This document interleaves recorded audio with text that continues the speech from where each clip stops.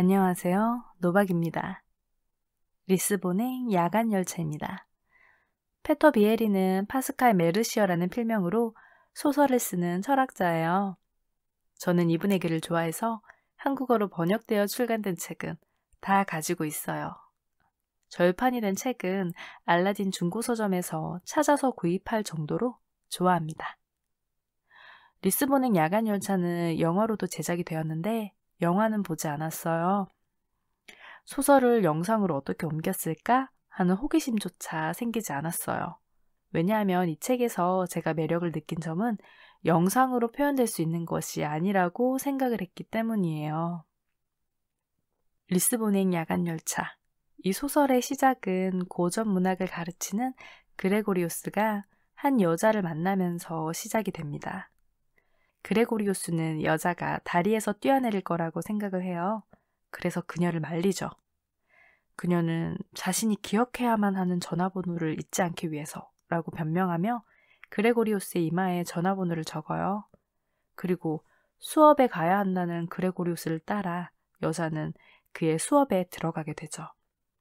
그리고 수업 중에 사라집니다. 이 과정에서 벌어지는 일들이 그레고리우스에게는 낯선 것들이었어요. 욕설을 내뱉거나 수업에 늦게 들어가요.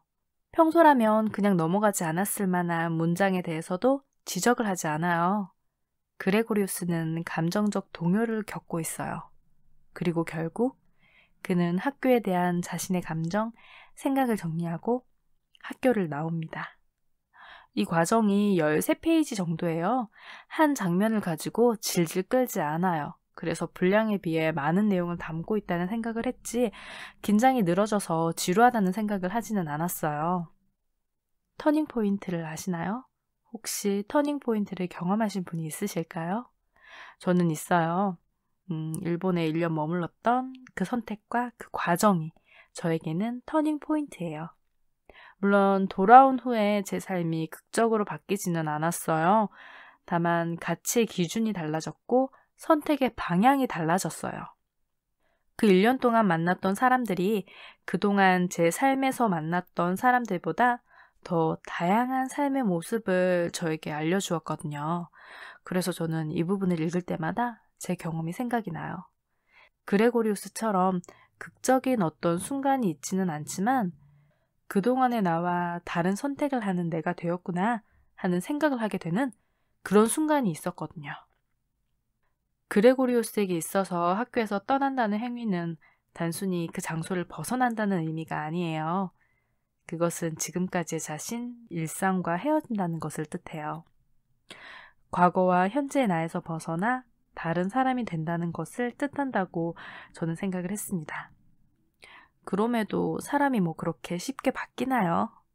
학교를 벗어나서 그가 가는 장소는 책방이에요. 책과 작별한 그는 책방으로 갑니다. 그곳에서 그는 아까 다리에서 만난 여자의 모국어인 포르투갈어로 되어 있던 책을 발견해요. 책방 주인은 그레고리우스에게 그 책, 언어의 연금술사의 일부를 번역해서 들려줍니다. 번역을 해드릴까요? 그레고리우스는 고개를 끄덕였다. 귀에 들리는 소리가 온몸을 마비시키는 것 같았다.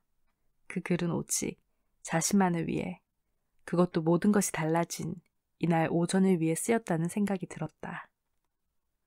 우리는 많은 경험 가운데 기껏해야 하나만 이야기한다.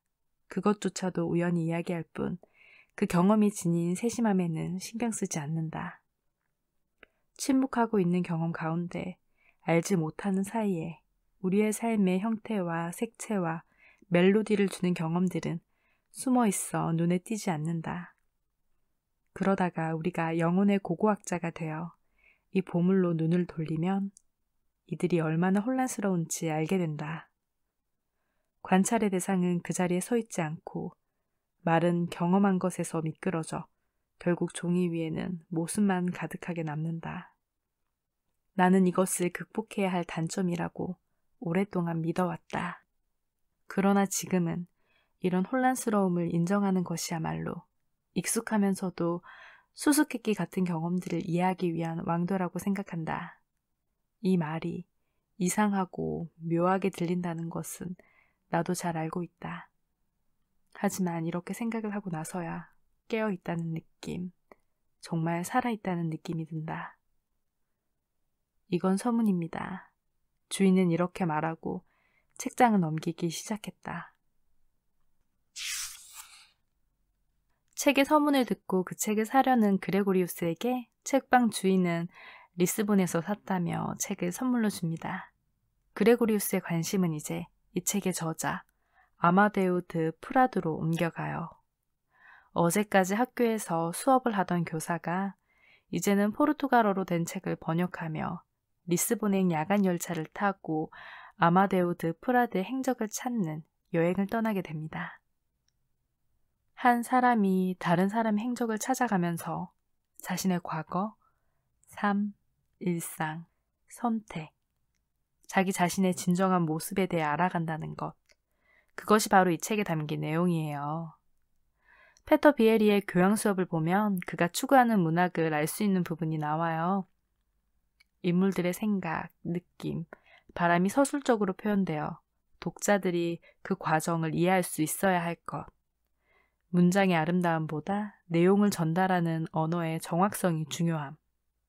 이것이 바로 이 리스본행 야간 열차에 고스란히 반영되어 있어요.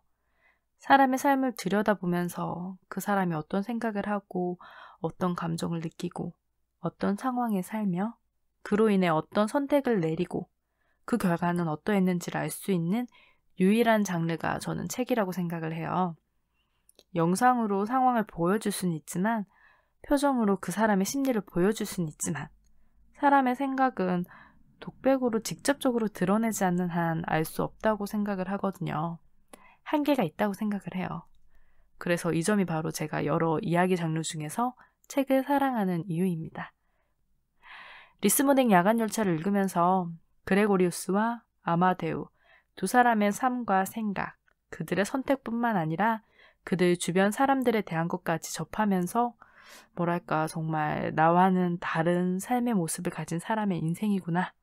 그런 삶이 있구나. 라는 생각을 했습니다. 노박이었습니다. 감사합니다.